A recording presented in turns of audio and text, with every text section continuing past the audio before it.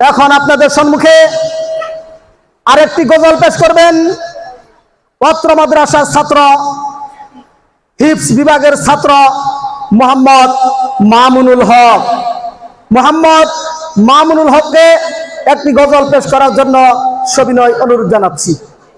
ওয়ালাইকুম ওয়া রাহমাতুল্লাহি ওয়া বারাকাতুহু। ওয়ালাইকুম আসসালাম ওয়া রাহমাতুল্লাহ। সালাতু সালাম গো আমার দরুদ সালাম গো আমার কয় নবী মুস্তাফায়,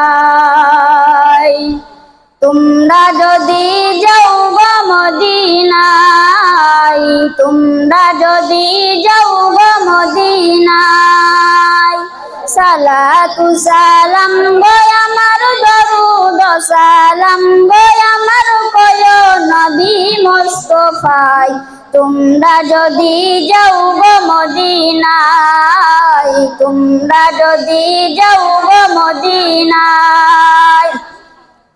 মদিনা শরীফের মাটি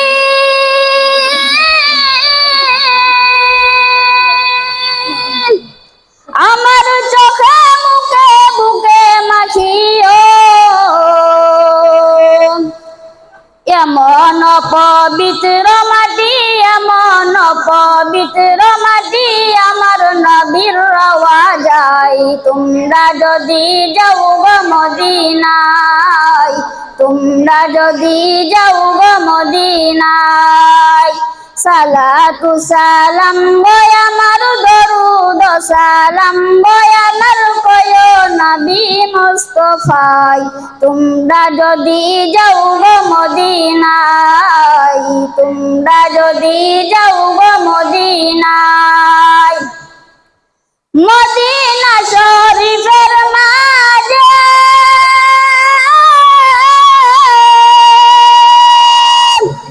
বেহেশতের বাগান আছে,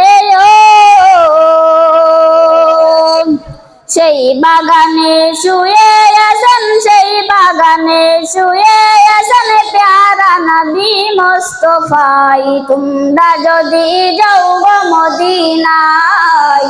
তোমরা যদি যাও গো মদিনায়, সালাতু সালাম গো আমার দরুদ সালাম গো আমার কয় নবী মুস্তাফায়, তোমরা যদি যাও গো মদিনায়, তোমরা যদি যাও গো মদিনায়,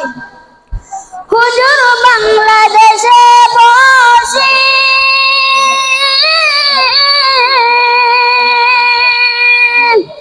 আমি কাঁদিতেছি দিবানিশি, হুজুর বাংলাদেশে বসে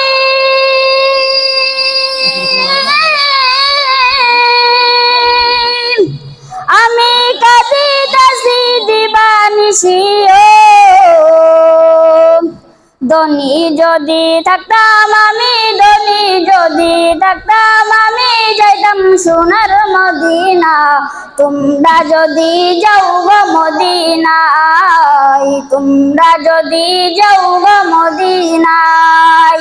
সালাতু সালাম গো আমার দরুদ সালাম গো আমার কয় নবী মুস্তাফায়, তোমরা যদি যাও গো মদিনায়, তোমরা যদি যাও গো মদিনায়।